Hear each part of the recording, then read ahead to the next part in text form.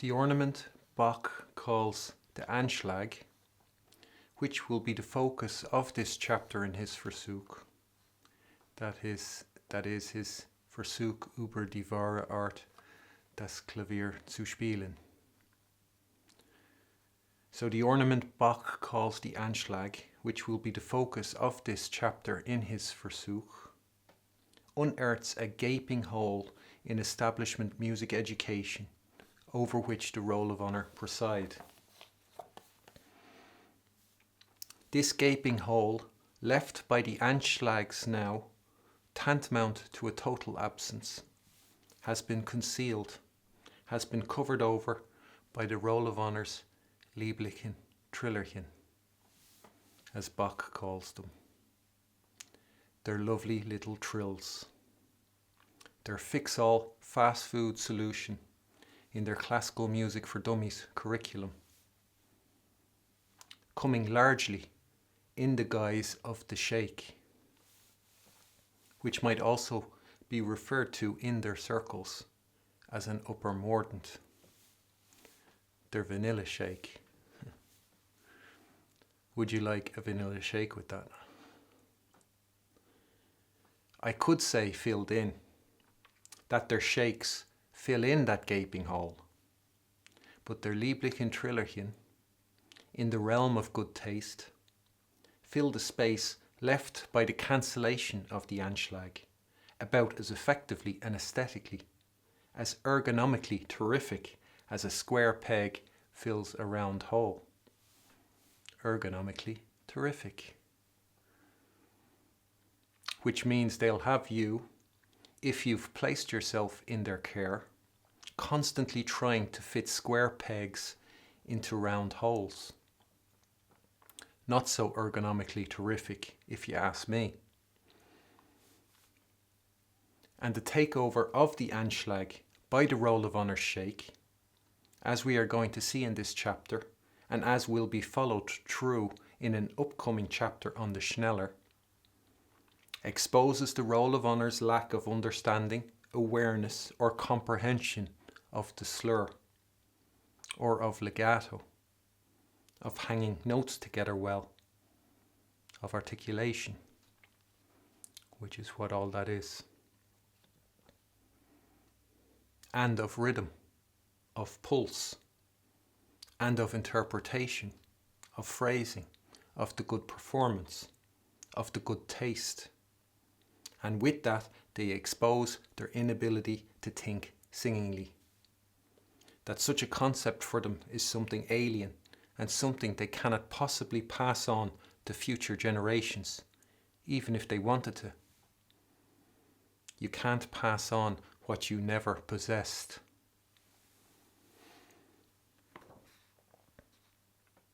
Es ist etwas Besonderes, dass durch eine unrechte Spielart gemeiniglich die besten und sangbarsten Stellen müssen verdorben werden.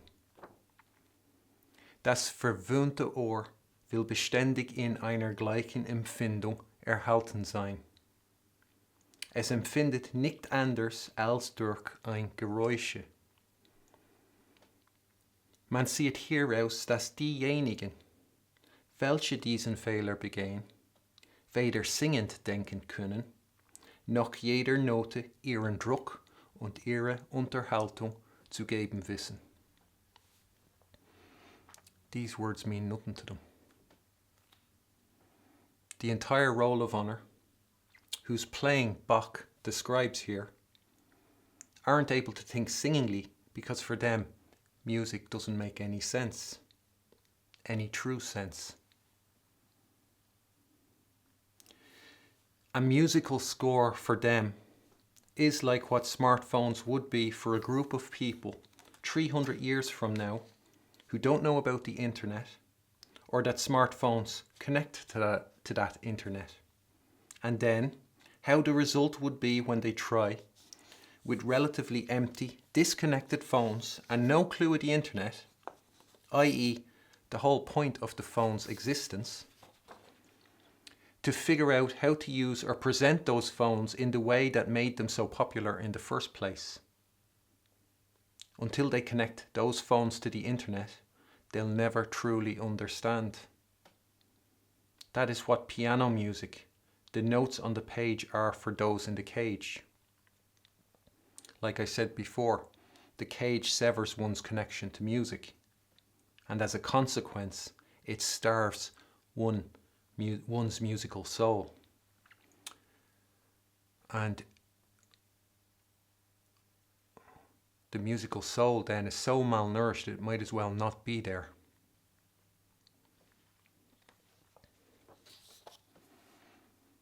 So the entire roll of honour, who's playing Bach described there, aren't able to think singingly because for them music doesn't make any sense.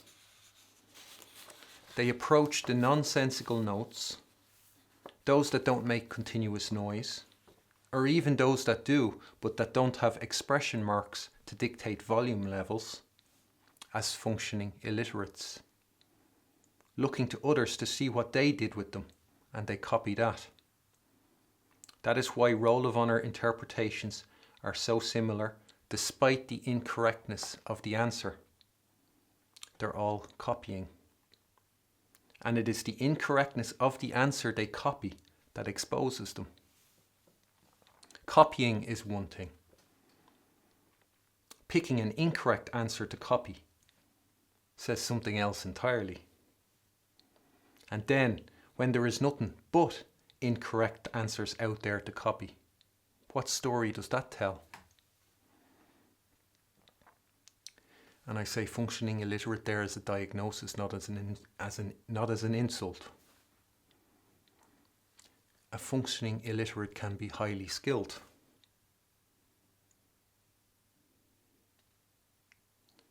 They use those other skills to hide their illiteracy. And those skills can be considerable. So considerable that they can hide their illiteracy from everyone, bar those who are literate. And the noise Bach refers to, just to be clear, that is the noise of notes played on an instrument, which can be attractive noise or seductive. According to a pupil of his, Maria Grenvink, Chopin found it dangerous to work much on an instrument with a beautiful ready-made sound like the Erard. He said these instruments spoil one's touch. You can thump it and bash it, it makes no difference. The sound is always beautiful, and the ear doesn't ask for anything more since it hears a full resonant tone. And that I got from that book, Chopin, Pianist and Teacher, written by Jean-Jacques Eigeldinger. And it was published with the Cambridge University Press, I think. So, Chopin found it dangerous to work on an instrument with a beautiful ready-made sound like the Erard. These instruments can spoil one's touch. The sound is always beautiful, and the ear doesn't ask for anything more since it hears a full resonant tone. Steinway see to it that the noise the roll of honour makes on their pianos is attractive. That is the noise the pampered ear responds to, and the noise that will seduce it. And noise can also be turned up and turned down in volume. So the ear that doesn't ask for anything more, when the sound is beautiful, that's the pampered ear Chopin is talking about. What is music? Have you ever covered that? You know, like from a philosophical sense. Chopin said, "We use sounds to make music just as we use words to make a language. Those for whom music makes no sense and who thus can't think singingly aren't going to be able to make sense of music's notes in their playing." This can be examined with Johann Sebastian Bach's 24th Fugue in B minor from Book 2 of his Well-Tempered Clavier de 48 preludes and fugues. My playing demonstrates the true way to play the piano that resides in the world of music. It is playing that thinks singingly, and as such expresses the subject of the fugue as one phrase, with a little coda, which, after the voices have been introduced, is repeated with trills in different modulations before the subject returns. The roll of honour, all of them, make two phrases of the subject. And the incorrectness of dividing the subject of such a fugue into two phrases should have been immediately obvious to them. Yet they all copied the same incorrect answer.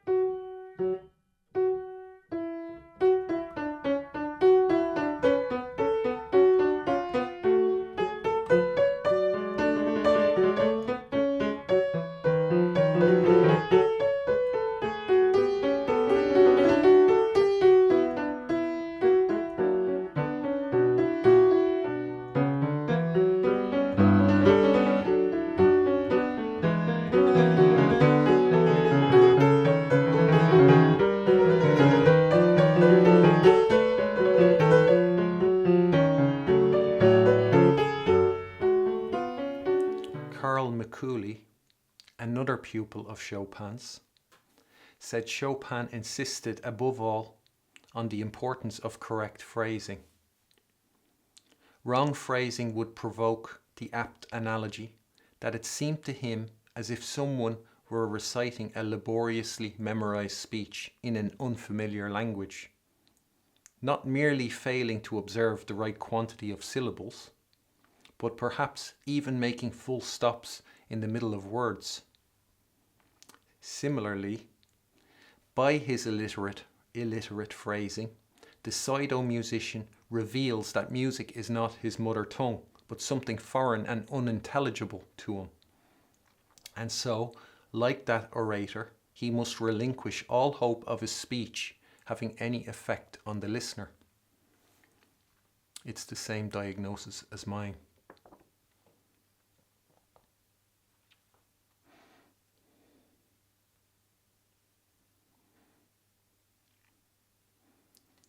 And then there are extended periods of the dull and shapeless noise of so many, for them, nonsensical notes.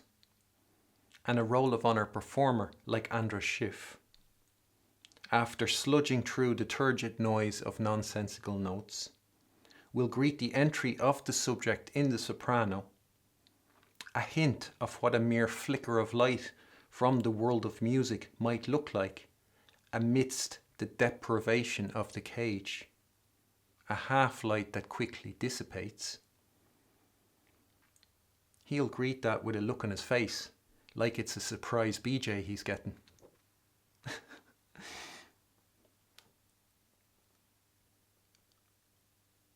You can check it out. Whereas in the world of music, drenched in its light, the singing of Bach's fugue is ever present. That's the thing about fugues. That was their appeal. Not that the roll of honour would know.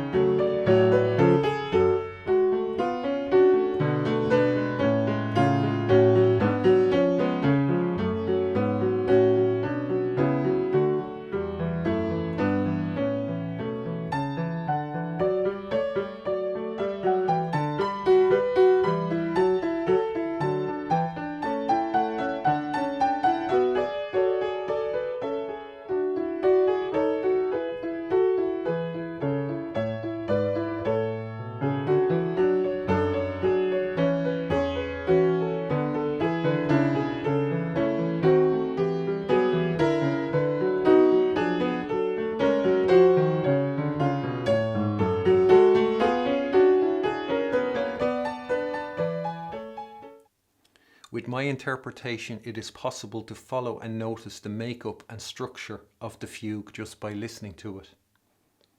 With theirs, it'll never make sense. And whose answer does justice to the last of Bach's 48 fugues, and the culmination of that skill and sophistication wielding that medium that he'll have cultivated in his lifetime composing them, where you can say his mastery was so great that one could forget it is a fugue one is listening to. And if you can answer that, you'll also have a better understanding of what his son is referring to when he talks of singing, of thinking singingly. Singen, denken. And you might notice the difference in the playing of someone who is literate compared to the playing of those who are illiterate.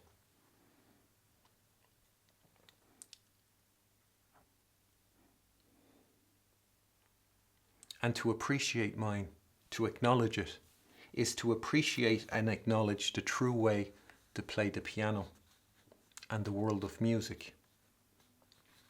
It's not me you're praising, it's the playing, it's the correct answer, it's the world of music. Because the true way is the way you'll want to play, and the world of music is the place you'll want to be when playing.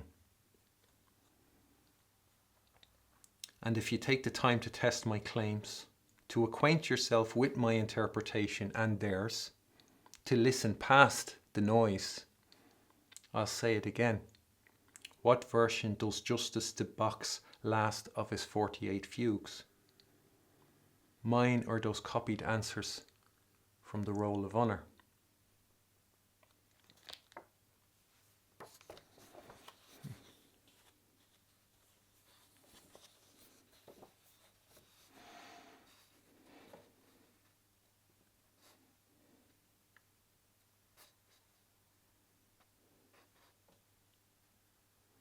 I'll just say that could be an angle for Piano del Sol and their pianos. Like this piano is like Apollo Creed's Jim in Rocky 3. And you know, the start of Rocky 3, when he was gonna fight Clubber Lang, you know, he was in the, you know, the luxurious gym, and it did him no good. He got his ass served to him in the ring. But then he went to the dirty, gritty, no frills gym, and there, you know, he returned, you know, he prevailed. And this is like that, the noise. It's not a beautiful, you cannot take refuge in the noise the piano makes. The only thing that's tolerable on this piano is perfection. The only thing you can get from the piano is the music. If you're looking to get something from the noise, you'll be incredibly disappointed. So their angle could be like it's a training piano. That if you want to play on a piano that tolerates nothing but pure music, this is the piano. This could be a second piano, a training piano.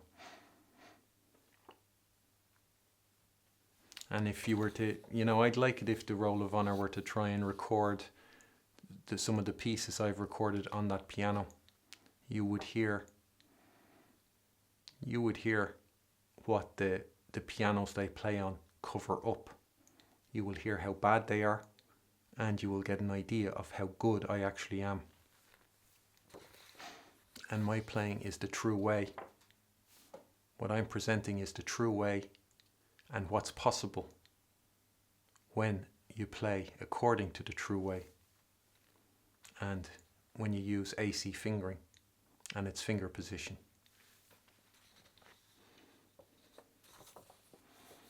One last thing, the incorrect execution of the closing appoggiatura, the roll of honour copied off each other, as well attests to what I say, in that it displays their scrappy half-baked knowledge of appoggiaturas, of a Vorschlag and its Abzug, so the appoggiatura and its pull-off. Unabashed, they hammer or bash out its Abzug.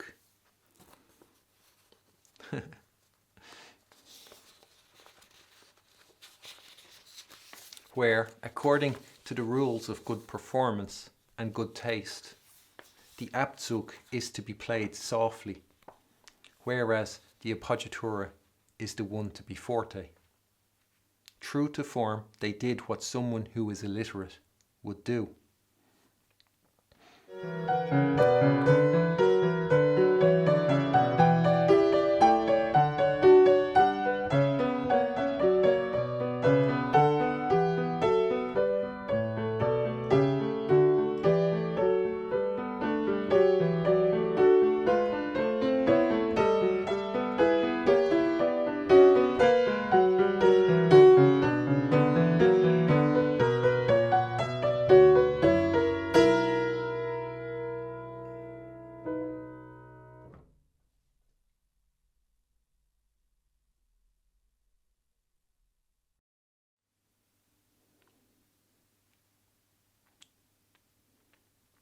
The surest way to be original in classical music is to represent the correct answer.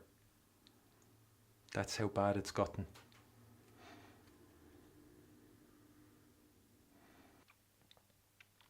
Music in the cage is denied everything that would give it its sense. The Anschlag, the ornament Bach is now going to cover, is one of those many things the cage has denied us that would help give it sense. Die manieren helfen den inhoud der noten zu erklären. And it is the neglect of this ornament and the incorrectness and clumsiness of those misplaced lieblichen Trillerchen replacing it, because the inverse is also true. Misplaced ornaments help blot out the essence of the notes.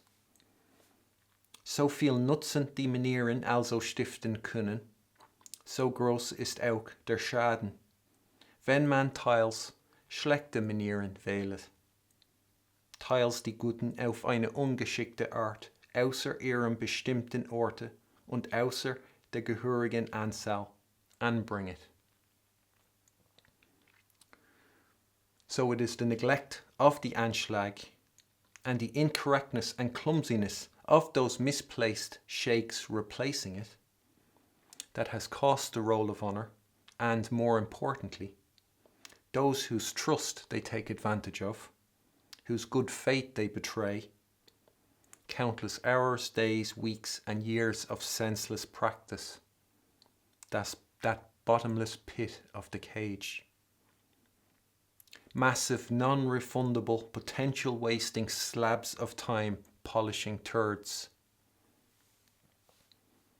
And since the lovely little trill kills the singing, since it spells the death of slurs, it has denied them the greater opportunities and pleasures that are to be gotten playing the music of great masters. Their lieblichen Trillerchen have swallowed or eclipsed so much of the good performance and of good taste that all that is left, on which many pieces and the practice thereof have thus come to hinge, is their lieblichen Trillerchen. Is that not an indication of the state of decline classical piano is in, if the best it has to offer, its champions like Kissin or Sokolov, for example, can destroy the singing, can ruin slurs and legato with their lieblichen Trillerchen, and not even notice?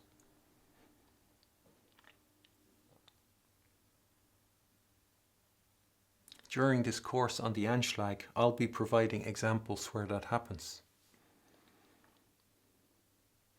Their approach to the music of the greats seems to ultimately boil down to their lieblichen Trillerchen being better than everyone else's lieblichen Trillerchen.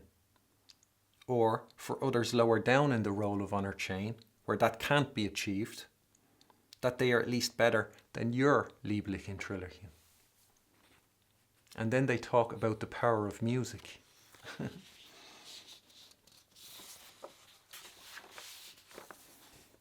The general, across the board, and perhaps maybe unanticipated, widespread ignorance of the roll of honour, as it relates to the Anschlag and the good performance, has resulted, as we will see, in an ornament of central and unique importance, used with great frequency and to great effect, which what was once thus indispensable, being disposed of, being shoved into the peripheries and relegated to the level of an oddity, reserved only for the limited occasions when its use has been directly indicated, which by the time of Mozart had by and large ceased to be the case. And it wasn't Bach's idea to stop indicating it directly, nor was it Mozart's or Beethoven's. They'd have anticipated the ignorance of the roll of honour. The only group that are incapable of anticipating the ignorance of the roll of honour are the roll of honour. So what's to be gotten from this course on the Anschlag will be better results that are easier to attain, that are more secure, more reliable and more effective, and that make better sense of the line. A huge amount of practice will be eliminated. You'll be working with nature instead of working against nature.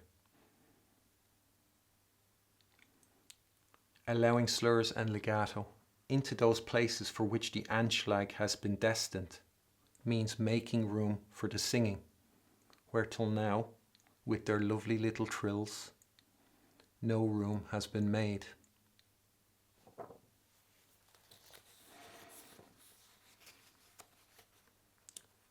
So that's what's in store.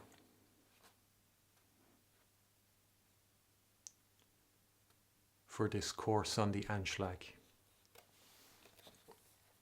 So if you're not already subscribed, maybe you subscribe and, you'll have access to this course and you can hear what I say.